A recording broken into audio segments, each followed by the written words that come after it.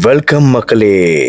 பொதுவா நம்ம எந்த இடத்துலயும் வாடகைக்கு குடி போனாலும் இப்ப உள்ள காலகட்டத்துல சாதாரணமான வீடே மலேசியா ரிங்கெட்ல 1000 வெள்ளிக்கு மேலதான் இருக்கு. எங்கேயாவது உங்களுக்கு 50 வெள்ளிக்கு வாடகைக்கு ஒரு வீடு கிடைச்சிருக்கா? அதுவும் 2 மாடி பங்களோ வீடு வெறும் 50 வெள்ளிக்கு மட்டும் கிடைச்சிருக்கா? இப்போ வாய்ப்பே இல்ல. ஆனா இருந்திருக்கு. அது எப்போனா ஒரு 20 வருஷத்துக்கு முன்னாடி மலேசியாவில் உள்ள ஷாலாம் என்ற ஒரு பகுதியில ஒரு பங்களோ வீடு 50 வெள்ளிக்கு மட்டுமே வாடகைக்கு இருந்திருக்கு. இது கேட்க உங்களுக்கே சந்தேகம் வந்திருக்கும். பல பேருக்கு இந்த இடம் தெரியும், சிலர் பேருக்கு தெரியாது. ஒரு பங்களோ வீடு இவ்வளவு விலை குறைவான வாடகைக்கு கிடைக்குதுன்னா அதுல ஏதோ ஒரு மர்மம் அடங்கியிருக்குன்னு தான் அர்த்தம். அப்படி அங்க தங்குனவங்களுக்கு ரொம்ப பயங்கரமான, வாழ்நாள் முழுதும் மறக்கவே முடியாத ஒரு சம்பவத்தை பத்தி தான் இன்னைக்குள்ள வீடியோல பார்க்க போறோம். இது எஸ்கே ட்ரூத் ஜோன். நான் உங்கள் எஸ்கே. வாங்க ஜோன்குள்ள போலாம்.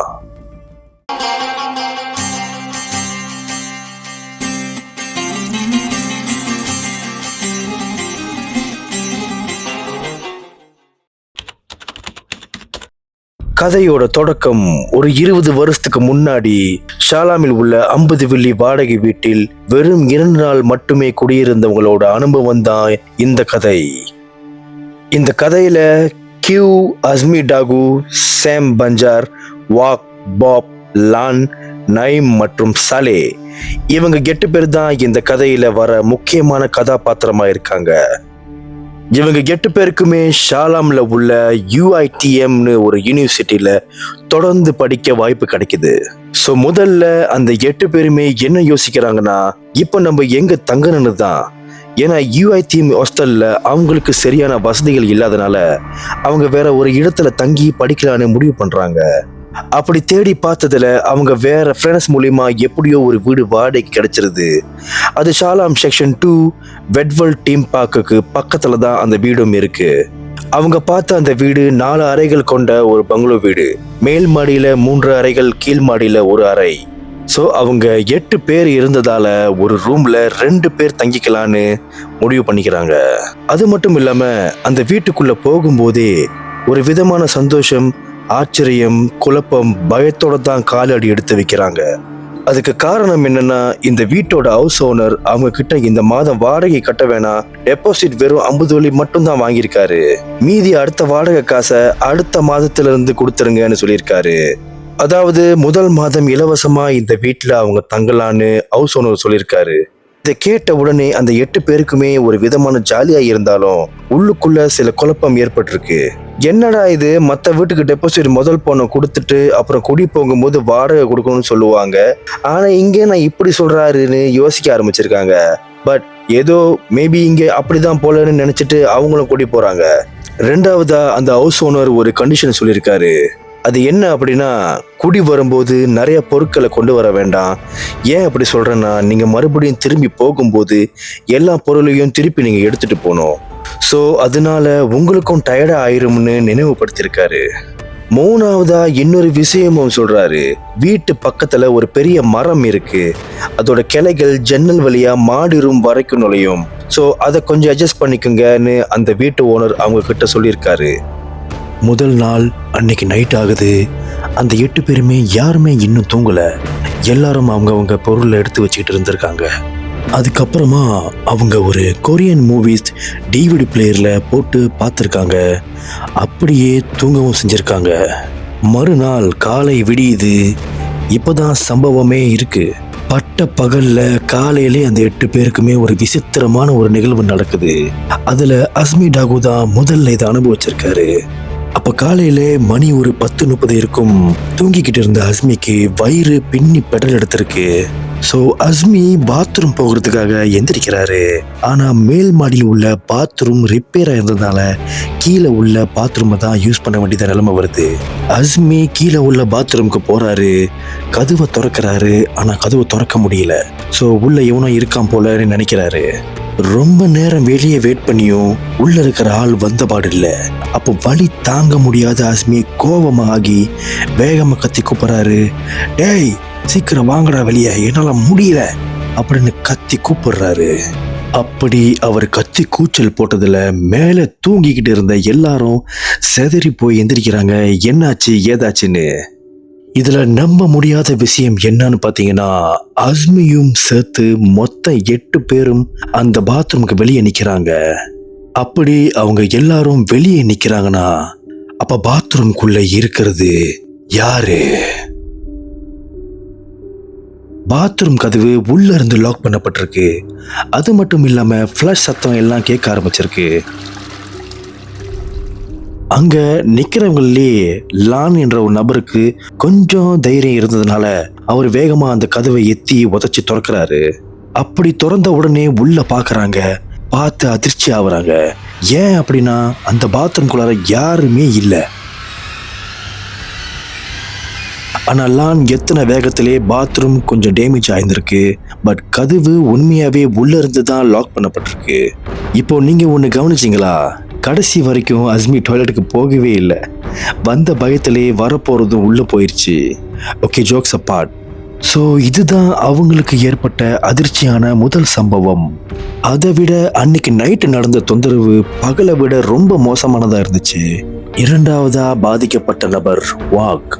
அன்னைக்கு நைட்டு 12 மணிக்கு மேல இருக்கும். வாக் ரொம்ப மும்முரமா பாட்டு டவுன்லோட் பண்ணிட்டு இருந்திருக்காரு. திடீர்னு வாக் இருக்கிற ரூம் ஜன்னல் மேல யாரோ கல்லை விட்டு வீசுற மாதிரி சத்தம் கேட்டிருக்கு. அப்படி ஜன்னல் கிட்ட பார்க்கும் பொழுது அங்க பக்கத்துல இருக்கிற மரத்து மேல வெள்ளையும் மஞ்சளும் கலந்த மாதிரி ஒரு உடுப்புல, அதுவும் தாறுமாறா கிழிஞ்சு போய் ஒரு நீளமான முடியோட ஒரு பெண் உட்காந்துட்டு இருக்கு. அந்த பெண்ணுடைய முகம் ரொம்பவே கொடூரமா இருந்ததும் இல்லாம அது வாக்க திரும்பி பார்த்து சிரிச்சிட்டு இருந்திருக்கு. அதை பார்த்த வாக் பயத்துல வேகமா ஜன்னலை க்ளோஸ் பண்ணி அங்க இருந்து அலறி அடிச்சுக்கிட்டு ரூமை விட்டு வெளியாகி நேரா அவர் இன்னொரு நண்பன் கியூவோட ரூமுக்கு போறாரு. ஆனா துரதிருஷ்டவசமா அங்க இன்னொரு உருவம் கியூவோட ரூமுக்கு வெளியே உட்காந்துட்டு இருந்திருக்கு. ஆனா இந்த முறை அது ஒரு சின்ன பையன் மாதிரி தெரியுது. உடனே வாக் என்ன முடிவு பண்றாருன்னா, அங்க இருந்த ஜன்னல் வழியா குதிச்சு கீழே விழுந்திருக்காரு. அவர் கால் பயங்கரமா அடிபட்டிருக்கு. ஆனா நல்ல வேளை அவர் கால் உடையல. அதுக்கு அப்புறம் அங்க இருந்த ஒவ்வொருத்தருக்கும் ஒரு மர்மமான நிகழ்வுகள்லாம் அனுபவிக்கிறாங்க. ஒரு பெண் அஸ்மி டாகுவை பார்த்து கையை காட்டினதாகவும், அது மட்டும் இல்லாம அந்த பெண் ஒரு மனுஷியே இல்லைன்னு அப்பதான் அஸ்மி டாகுக்கு தெரியுது. ஏன் அப்படின்னா அந்த பெண்ணுக்கு காலே இல்லை. சாம் என்ன பார்த்திருக்காருன்னா, ஒரு பேய் அந்த வீட்டு சீலிங்ல இருந்திருக்கு. இவரும் பயத்துல கண்ணை மூடி இருக்காரு. அப்படி சாம் கண்ணை திறக்கும் பொழுது திடீர்னு அந்த பேயோட உருவம் அவர் கண்ணுக்கு கிட்ட இருந்திருக்கு. பார்க்க போனா அன்னைக்கு இரவு அங்க எல்லாருக்குமே ஏதோ ஒன்று ரொம்பவே தொந்தரவு பண்ணிருக்கு. அதுக்கப்புறமா தான் அந்த பசங்க எல்லாருமே வீட்டுல இருந்து வெளியே ஓடி இருக்காங்க. ஆனா கியூவை தவிர. அப்படி ஒரு பயங்கரமான சம்பவத்துக்கு பிறகு அத்தனை பேருமே வீட்டுல இருந்து வெளியே ஓடும் பொழுது கியூ அந்த நேரத்துல அவர் ரூம்ல நல்லா தூங்கிட்டு இருந்திருக்காரு. அப்போ சடனா அவரோட 2 கால்களையுமே யாரோ பிடிச்சி இழுத்து பெட்ல இருந்து தரையில போட்டதாகவும் அவர் பின்மண்டை தரையில பலமா அடிச்சதாகவும் இருந்திருக்கு. வலி தாங்க முடியாம கோவமா எந்திரிச்ச கியூ சுத்தி பாக்குறாரு. ஆனா அப்படி யாருமே அங்க இல்ல. அங்க வெறும் லான் மட்டும்தான் நல்லா போத்திட்டு மேல் கட்டில தூங்கிட்டு இருந்திருக்காரு. ஏன்னா அந்த ரூம்ல அவங்களுக்கு இருக்கிறது டபுள் டெக்கர் கட்டில். இப்போ கியூ என்ன யோசிக்கிறாருன்னா, இது கண்டிப்பா லான் செஞ்ச மாதிரி இல்லை. ஏன்னா லான் தூங்குனா அதோட இடியே விழுந்தாலும் எந்திரிக்க மாட்டான். அது மட்டும் இல்லாம அவன் மேல படுத்திருக்கான். கீழே உள்ள பெட்ல தான் கியூ படுத்திருக்கான். ஸோ எப்படி அவ்வளோ வேகமா காலை இழுத்து வேகமா மேலே இருக்க முடியும்னு கியூவுக்கு குழப்பமாகுது. ஸோ கியூ ரூம்ல இருந்து வெளியே பார்க்குறாரு. அங்க மற்ற ஃப்ரெண்ட்ஸ் எல்லாம் சிரிக்கிற சத்தம் கேட்குது. என்னன்னு மெதுவா படி வழியா கியூ பார்க்கும் பொழுது மற்ற ஃப்ரெண்ட்ஸ் எல்லாம் ஹால்ல டிவி பார்த்துட்டு இருந்திருக்காங்க. இன்னும் குழப்பத்திலேயே கியூ மறுபடியும் அவர் ரூமுக்கு திரும்புறாரு. அவர் மைண்டில் என்னாச்சு, எப்படி நம்ம பெட்ல இருந்து கீழே விழுந்தோம், என்னதான் நடக்குதுன்னு புரியலையே அப்படின்னு யோசிக்கிறாரு. அப்படி யோசிச்சுக்கிட்டு கியூ ரூமுக்குள்ள போகும்போது கியூ என்ன பார்க்கறாருன்னா,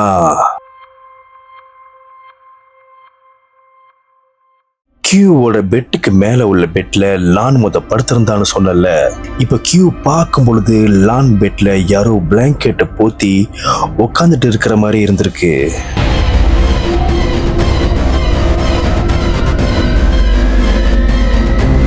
இதை பார்த்த உடனே கியூக்கு பயம் வர ஆரம்பிச்சிருச்சு. ஆனா இருந்தாலுமே பயத்தை கண்ட்ரோல் பண்ணிக்கிட்டு பிளாங்கெட்டை விலக்கி பார்க்கும் பொழுது அங்க என்ன இருந்திருக்குன்னா, அது ஒரு கல்லறை.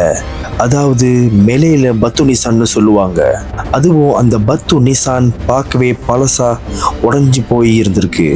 கியூ அந்த கல்லறையை பார்த்த உடனே திடீர்னு அந்த ரூம் முழுவதுமே தாங்க முடியாத ஒரு கொடூரமான அழுகிய மாதிரியும் துர்நாற்றம் அடிக்க ஆரம்பிச்சிருக்கு. அதை பார்த்த கியூ பயத்துல அந்த ரூமை விட்டு வேகமா ஓடி போயிருக்காரு. உடனே கீழே இறங்கி ஹாலுக்கு வரும் பொழுது அங்க அவர் ஃப்ரெண்ட்ஸ் யாருமே இல்லை. உடனே வீட்டுல இருந்து வெளியே ஓடும் பொழுதுதான் அப்போதான் வெளியே மற்ற ஃப்ரெண்ட்ஸ் எல்லாம் அங்க நின்றுட்டு இருக்கிறத பாக்குறாரு. வெளியே வந்து கொஞ்சம் அமைதியான பிறகு அவங்க எல்லாருமே பேசிக்கிறாங்க இப்ப என்ன பண்றதுன்னு. மணியும் அப்ப நடுராத்திரி 3 மணி வேற. சரி, அங்க தோ இமாம் கிட்ட உதவி கேட்கலான்னு நினைக்கிறாங்க. ஆனா அந்த தோ இமாமோட அட்ரஸும் இவங்களுக்கு தெரியாது. தோ இமாம்னா நம்ம ஊர்ல சாமியார் மாதிரி மலையில சொல்லுவாங்க. அவங்கள உஸ்தாத் அப்படின்னு கூட சொல்லுவாங்க. சரி, பக்கத்து வீட்டுக்காரங்கள்ட்ட கேட்கலான்னா அவங்க பக்கத்து வீடு லெஃப்ட் ரைட்ல எல்லாம் சைனீஸ் ஆளுங்க தான் இருந்திருக்காங்க. கடைசியா அஸ்மி என்ன சொல்றாருன்னா, சரி வாங்க நம்ம பக்கத்துல ஒரு 24 hours ரெஸ்டாரண்ட் போய் அங்க இருந்துட்டு விடிஞ்சோனே வரலான்னு சொல்லியிருக்காரு. முதல்ல எல்லாம் சரி ஓகே தான் சொல்றாங்க. அப்புறமா தான் தெரியுது அவங்க வெளியே ஒருத்தன் கூட சட்டை போடலன்னு வெறும் பாக்ஸரும் கையிலையும் கட்டிக்கிட்டு தான் நிக்கிறாங்க. இப்போ பேயே போன்னு சொன்னா கூட இவங்க வீட்டுக்குள்ளார போய் தான் ஆகணும். அதனால வேற வழியே இல்லாம வீட்டுக்குள்ள அந்த நேரத்துல போறாங்க. உள்ள போய் பேண்ட், வாலெட் மற்றும் பைக் சாவியம் எடுக்கிறாங்க. கீழ் மாடியில உள்ள ரூம்ல பாப்பும் நயும் இருந்ததுனால அவங்க 2 பேரோட சட்டையும் பேண்ட்டும் போட்டுக்கலான்னு முடிவு பண்றாங்க. ஏன்னா மேல போக அவங்களுக்கு யாருக்குமே தைரியம் இல்லை. ஆனா அவங்களோட வாலெட்டும் மேல் மாடியில வச்சிட்டதால அதை எடுக்க மேல போக அவங்களுக்கு ஒரு துளி கூட தைரியம் இல்லைங்கிறதால இப்போதைக்கு பாப்போடைய காசை யூஸ் பண்ணிக்கலான்னு அப்படின்னு பேசிக்கிறாங்க. பாப்போ அவங்க நிலைமையை புரிஞ்சுக்கிட்டு அதுக்கு ஓகே சொல்லியிருக்கான். ஆனா நல்ல வேலையா பைக்கோடைய சாவியை மட்டும் அங்க ஹால்ல செவர்ல இருக்கிற ஹோல்டர்ல மாட்டியிருக்காங்க. ஸோ அது ஈஸியா போச்சு. ஸோ வீட்டை விட்டு வெளியாகும் போது வாக்கோட கவனிக்கிறாரு. அது என்னன்னா, கிச்சன்ல ஒரு சின்ன பையன் வாக்க பார்த்து கை காட்டி சிரிக்கிற மாதிரி வாக்கு பார்த்திருக்காரு. அதை கியூவும் பார்த்திருக்காரு. உடனே தலை தெறிக்க வீட்டை விட்டு வேகமா கிளம்பியிருக்காங்க எல்லாரும். ஒரு வழியா ரெஸ்டாரண்ட்க்கு வந்து சேர்ந்துடுறாங்க. ஒவ்வொருத்தரா கதையை துவங்க ஆரம்பிக்கிறாங்க. அப்படி பேசிட்டு இருக்கும்போது கியூ என்ன சொல்லியிருக்காருன்னா, நான் அதை பார்த்தேன், நீங்க எல்லாரும் ஹால்ல உட்காந்து டிவி பார்த்துட்டு இருந்தீங்கன்னு. உடனே அஸ்மி அதிர்ச்சியா கேட்கிறாரு, என்னது நாங்க டிவி பார்த்தோமா? நாங்க எப்போ உட்காந்து டிவி பார்த்தோம்? அப்படிலாம் நாங்க டிவி பார்க்கலன்னு அஸ்மி சொல்லியிருக்காரு. உண்மையாவே அங்க யாருமே டிவி பார்க்கலனா அப்ப கியூ பார்த்தது யாரு? அப்படி கியூ அந்த விஷயத்த மறுபடியும் நினைச்சு பார்க்கும் பொழுது அவர் காலையெல்லாம் அதிகமா நடுங்க ஆரம்பிச்சிருக்கு. அங்க இன்னொரு அதிர்ச்சியான விஷயம் என்னதுன்னா, இப்போ அங்க பேசிக்கிட்டு இருக்கும் போது அப்பதான் உணர்றாங்க அங்க கூட இருக்கிறது 6 பேர் மட்டும்தான். ஸோ இப்போ அந்த ரெஸ்டாரண்ட்ல கியூ, அஸ்மி, சாம், வாக், பாப் மற்றும் லான் மட்டும்தான் இருந்திருக்காங்க. எங்க நயீமும் மற்றும் சலேயும் காணோன்னு அவங்களுக்குள்ளார மாத்தி மாத்தி கேட்டிருக்காங்க. இதுல இருந்து என்ன தெரியுதுன்னா, அப்போ அவங்க வீட்டை விட்டு கிளம்பி வரும் பொழுது அவங்க 6 பேர் மட்டும்தான் இருந்திருக்காங்க. அப்பவே நயீமும் சலேயும் அவங்க கூடவே இல்லை. இது அவங்க உணரவும் இல்லை.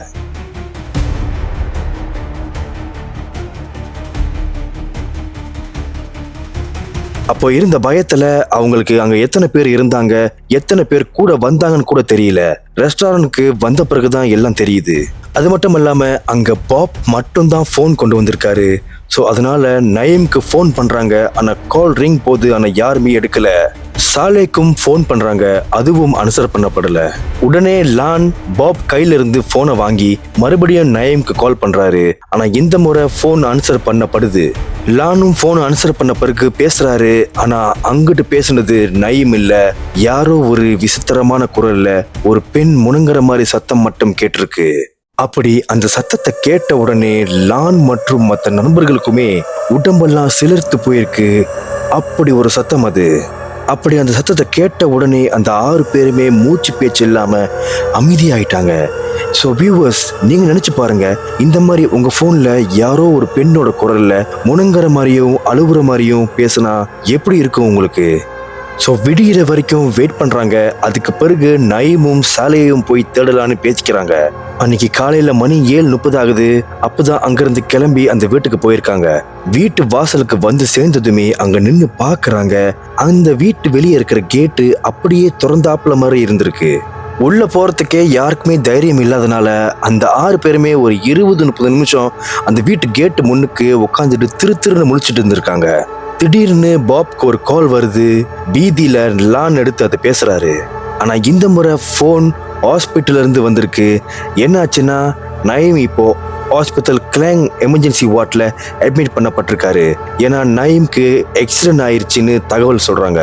எப்படி பாப்போடைய ஃபோன் நம்பர் ஹாஸ்பிட்டலுக்கு கரெக்டா தெரியும்னு பாத்தீங்கன்னா, அதுக்கு முன்னாடி தான் பாப்போடைய ஃபோன் நம்பர்ல இருந்து பாப்பும் லானும் மாத்தி நயீம்க்கு ஃபோன் பண்ணாங்க இல்லையா, அந்த மிஸ் காலை வச்சுதான் மறுபடியும் ஹாஸ்பிட்டல்ல இருந்து பாப்க்கு ரிட்டர்ன் கால் பண்ணிருக்காங்க.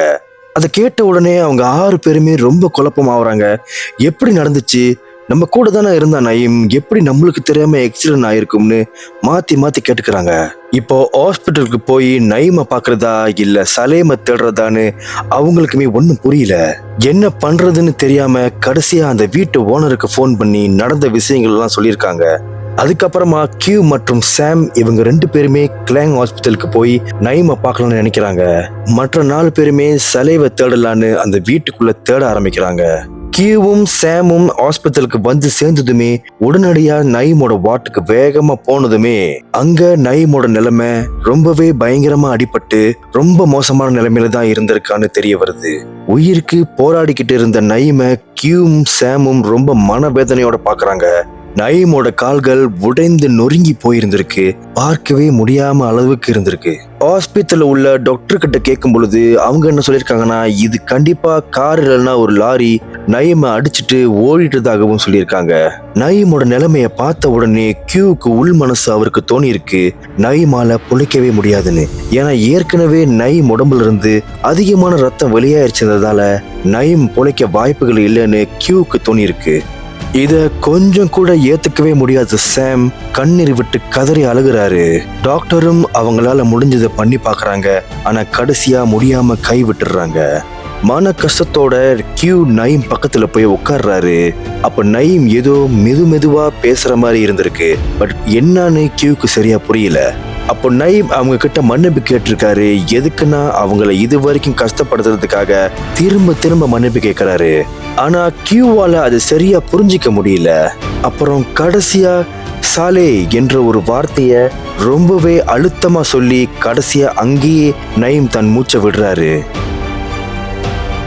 எது நடந்துடக்கூடாதுன்னு நினைச்சாங்களோ கொஞ்சம் கூட எதிர்பார்க்காம அந்த மரணம் அவங்க 2 பேருக்கும் மிகப்பெரிய வலியை கொடுத்துச்சு. மனசை தைரியம் படுத்திக்கிட்டு கியூ மற்ற ஃப்ரெண்ட்ஸ்க்கு எல்லாம் ஃபோன் பண்ணி நயீம் இறந்த விஷயத்த தெரியப்படுத்துறாங்க. சில மணி நேரம் கழிச்சு நயீமுடைய குடும்பத்தாரும் அங்க வந்துடுறாங்க. ரொம்ப நேரமா கியூவால அங்க இருக்கவே முடியாதனால உடனடியா சேம கூட்டிட்டு ஷாலாம் கிளம்புறாங்க. வீட்டுக்கு போய் சேர்ந்த உடனே அங்க பாக்குறாங்க, அங்க இன்னுமே மற்ற ஃப்ரெண்ட்ஸ் மற்றும் நிறைய பேர் எல்லாம் சாலேவை இன்னும் தேடிக்கிட்டு இருந்திருக்காங்க. வீடு முழுவதும் தேடியுமே சாலே கிடைக்கல. அப்போதான் அங்க உள்ள ஒரு வயதானவர் அந்த ஏரியால இருக்கிற ஒரு உஸ்தாத் கிட்ட உதவி கேட்கிறாரு. அன்னைக்கு பொழுது சாயங்காலம் ஆனதும் கடைசியா அந்த வீட்டுக்கு பின்னாடி ஒரு புத்து இருந்திருக்கு. அந்த புத்து மேல சாலே உட்காந்துட்டு இருக்கிறத அவங்க கண்டுபிடிக்கிறாங்க. இதுல அதிர்ச்சியான விஷயம் என்னன்னு பாத்தீங்கன்னா, அதுக்கு முன்னாடி தான் அந்த புத்துக்கிட்ட கியூவோட ஃப்ரெண்ட்ஸும் கூடவே இருந்த ஆளுங்களும் 5-6 வாட்டி சுத்தி தேடி இருந்திருக்காங்க. ஆனா அப்போ சாலே அந்த புத்து மேல இல்லையே. இப்ப மட்டும் சாலே எப்படி அந்த புத்து மேல உட்கார்ந்து இருந்திருக்கான்னு குழப்பத்துல யோசிக்கிறாங்க.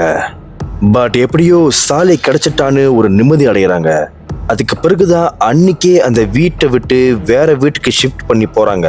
அதே ஷாலாம்ல செக்ஷன் 7 ஒரு பகுதியில ஒரு வீடு வாடகைக்கு இருக்குன்னு, அது அவங்க படிக்கிற UITM யூனிவர்சிட்டி கிட்ட தான் இருந்திருக்கு. ஸோ அந்த வீட்டுக்கு குடி மாறி போறாங்க. போகும்பொழுது நயீமோட பொருட்களையும் எடுத்துட்டு போறாங்க. இன்னொரு இடத்துல நயீமுடைய பிரேதத்தை அவர் பிறந்த இடத்துலயே ரவ் பஹாங்கில் உள்ள பகுதியில நல்லபடியா புதைக்கப்படுறாரு. அப்படியே ஒரு வாரம் கடந்து போகுது. மற்ற ஃப்ரெண்ட்ஸோட நிலைமையும் சரியாகிட்டே வருது. ஆனா சாலேக்கு மட்டும் இன்னும் உடம்பு வலிகள் இருந்துட்டு தான் இருந்திருக்கு. கடைசியா கியூ அந்த நேரத்துல சாலே கிட்ட கேக்குறாரு, சாலே உண்மையை சொல்லு, உண்மையா அன்னைக்கு என்னதான் நடந்துச்சு? ஏன்னா நயீம் கடைசி மூச்சை விடுறதுக்கு முன்னாடி சாலேன்னு உன் பேரை தான் சொல்லியிருக்கான். ஸோ தயவு செஞ்சு சொல்லு, அப்படி என்னதான் நடந்துச்சு அப்படின்னு கியூ சாலே கிட்ட கேட்கிறாரு. அப்போதான் சாலே எல்லாம் உண்மையை சொல்றாரு. அன்னைக்கு முதல் நாள் அந்த 8 பேருமே இந்த வீட்டுக்கு குடி வரும் பொழுது அப்ப எல்லாரும் அவங்க ரூம்ல பொருட்களை எடுத்து வச்சுட்டு இருக்கும்போது நயீம் மற்றும் சலே ஒரு மிகப்பெரிய தவறு செஞ்சுட்டதா சொல்லியிருக்காரு. அது என்னதுன்னா, சலே மற்றும் நயீம் இவங்க 2 பேரும் அந்த வீட்டுக்கு பின்னாடி ஒரு புத்தை பார்த்திருக்கானுங்க. அப்போ சாலே அந்த புத்து மேல ஏறி நின்றுருக்கான். அது மட்டும் இல்லாம நயீம் அவன் கால்களாலே அந்த புத்துகளை மேல எட்டி மிதிச்சிருக்கான். அதுவும் அந்த புத்துகளை உதைச்சி கால்களாலே இடிச்சு தள்ளியிருக்கான். அதுக்கு பிறகுதான் அன்னைக்கு நைட்டு வீடு முழுக்கமே பயங்கரமான அமானுஷ்ய தொந்தரவா இருந்திருக்கு. அதுல நயீம் சலேவும் அவங்களுக்கும் நிறைய தொந்தரவு நடந்திருக்கு. அது என்ன ஆச்சுன்னா, அந்த வீட்டுல இருந்து ஏதோ ஒரு உருவம் அவங்க 2 பேர்த்தையுமே துரத்துனதாகவும் அதுல பயந்து அவங்க வீட்டுல இருந்து நடு ரோட்டு வரைக்கும் அவங்கள துரத்துனதால அவங்க பேனிக்கல ரோடு வரைக்கும் வந்ததே அவங்களுக்கே தெரியல. ஸோ வந்த வேகத்துல திடீர்னு ஒரு கார் வேகமா வந்து அவங்க 2 பேர்த்தையுமே இடிச்சு தள்ளி வீசிடுது. அப்படி வீசி பறந்ததுல நயீம் கரெக்டா நடு ரோட்ல விழுந்திருக்காரு. சாலே ரோட்டுக்கு சைட்ல போய் விழுந்திருக்காரு. எந்திரிக்க முயற்சி பண்ண நயீம மறுபடியும் இன்னொரு கார் வேகமா வந்து நயீம அடிச்சு அந்த கார் நயீம் கால் மேலே ஏறி போயிருக்கு. அதுலதான் அவர் கால்கள் பயங்கரமா நொறுங்கி போயிருக்கு. அதுக்கப்புறம் சாலேக்கு எதுவுமே ஞாபகம் இல்ல. கண்ணை முழிச்சு பார்க்கும் பொழுதுதான் நான் வீட்டு பின்னாடி புத்து மேல இருந்தேன்னு சாலே சொல்லி முடிக்கிறாரு. ஆனா சாலே அந்த விஷயத்த கியூ கிட்ட சொல்லி கொஞ்ச நாள்லே அவரும் சீக்கில விழுந்திருக்காரு. என்ன வியாதின்னு சரியா தெரியல. ஆனா 3 மாதம் கழிச்சு சாலேவும் இறந்து போயிடுறாரு. சாலையுடைய நோய் எப்படி இறந்து போனாருன்னு டாக்டர்னால கூட கண்டுபிடிக்க முடியல. அதனால சாலையோட குடும்பமும் குழப்பமா இருந்திருக்காங்க. அதுக்கு பிறகு அந்த 6 பேருமே சாலையோட இறந்த காரியத்துக்காக சாலையோடைய வீட்டுக்கு போயிருக்காங்க. நயீம் மற்றும் சாலையோடைய திடீர் இழப்பு அந்த 6 பேராலையும் தாங்கிக்கவே முடியாத ஒரு வழியா இருந்துச்சு. அவங்க வாழ்நாள் முழுவதும் மறக்கவே முடியாத ஒரு கொடுமையான நிகழ்வுகளா இருந்திருக்கு. ஒரு வழியா எப்படியோ கியூ, அஸ்மி டகு, சேம் பஞ்சார், வாப், பாப் மற்றும் லான் நல்லபடியா யூஏ டீம்ல அவங்க படிப்பை முடிக்கிறாங்க. இந்த மறக்கவே முடியாத கனமான அனுபவத்தையும் சேர்த்து எடுத்து போறாங்க. இதோட இந்த கதையும் முடியுது. இந்த கதை உண்மையா இல்லையான்னு உறுதியா சொல்ல முடியல. ஏன்னா இதுக்கான ப்ரூஃப் சரியா கிடைக்கல. ஆனா இந்த கதை பல வருஷமா சோசியல் மீடியால பரவலா பேசப்பட்டிருக்கு. எனக்கு இந்த கதை நம்ப முடியாம இருந்தாலும் இப்படிதான் சோசியல் மீடியால போடப்பட்டிருக்கு. பட் எனிவே, இந்த கதை உண்மையா இருந்தா நயீமுக்கும் சாலேக்கும் அவங்க ஆத்மா நிம்மதி அடையணும்னு நம்ம வேண்டிப்போம். கடைசியா ஒரு விஷயம் சொல்றேன். இந்த மாதிரி ஆட்கள் நிறைய பேர் நம்ம நாட்டுல இருக்காங்க. ஒரு வீட்டுக்கு போறோமா, அந்த வீட்டை பத்தி டீட்டெயிலாக தெரிஞ்சுக்குங்க. அந்த வீட்டுக்கு குடி போகும்போது அந்த வீட்டுல பிரச்சனை இருந்தா எவ்வளவு சீக்கிரம் முடியுமோ அந்த வீட்டை விட்டு காலி ஆகிறதுக்கு வழியை பாருங்க. அதை விட்டுட்டு கையங்காலம் சும்மா இருக்க முடியாம அங்க உள்ள பொருட்களை, பழைய ஜாமானுங்கள்லாம் நோண்டி பார்த்தா இதுதான் நடக்கும். அந்த வீட்டில் இருக்கிற மரத்துல ஏதாவது ஒரு ஆணியோ இல்ல பழைய பொருட்களோ அதெல்லாம் தொடாம நீங்க உங்க வேலையை பார்த்துட்டு இருந்தா அது வேலையை பார்த்துட்டு இருக்கோம். நீங்க செவனேன்னு இருக்கிறத போய் நோண்டினாதான் நீங்க உங்க கதையோ இந்த கதையில வர மாதிரி கடைசியா ஒரு முடிவுக்கு வந்துடும். ஸோ இந்த கதை நம்ம சேனல் சப்ஸ்கிரைபர்ல ஒருத்தர் VDJSK கிரியேஷன், அவர் தான் பிரதர் ரூமா சேவா அம்பதுலி பத்தின வீடியோ போடுங்க ப்ரோன்னு கமெண்ட் பண்ணியிருந்தாரு. Thanks bro. ஸோ அதை பத்தி வீடியோவும் போட்டாச்சு. ஸோ வியூவர்ஸ், உங்களுக்கு ரூமா சேவா அம்பதுவலி கதை எப்படி இருந்துச்சுன்னு கீழே மறக்காம கமெண்ட் பண்ணுங்க. இந்த வீடியோ உங்களுக்கு பிடிச்சிருந்தா லைக் பண்ணுங்க, ஷேர் பண்ணுங்க. ஸோ இந்த மாதிரியான ஹாரர் அண்ட் மிஸ்டரி ஸ்டோரிஸ் உங்களுக்கு பிடிச்சிருக்கா இல்லையா? இந்த மாதிரி ஸ்டோரிஸ் உங்களுக்கு கேட்கணும்னு விருப்பப்பட்டீங்கன்னா கீழே மறக்காம கமெண்ட் பண்ணுங்க. இதை மாதிரியான பல ஸ்டோரிஸோட இனிமே தொடர்ந்து வரப்படும். அதற்கு நம்ம சேனல்ல சப்ஸ்கிரைப் பண்ணி பெல் பட்டன் அமுத்துனீங்கன்னா நான் போடுற வீடியோ உங்களுக்கு நோட்டிபிகேஷன்ல வரும். இதே மாதிரி பல இன்ட்ரெஸ்டிங்கான என்டர்டைன்மெண்டான வீடியோஸோட உங்களை சந்திக்கும் வரை விடைபெறுவது நான் உங்கள் SK. இது ட்ரூத் ஜோன். நன்றி, பாய்.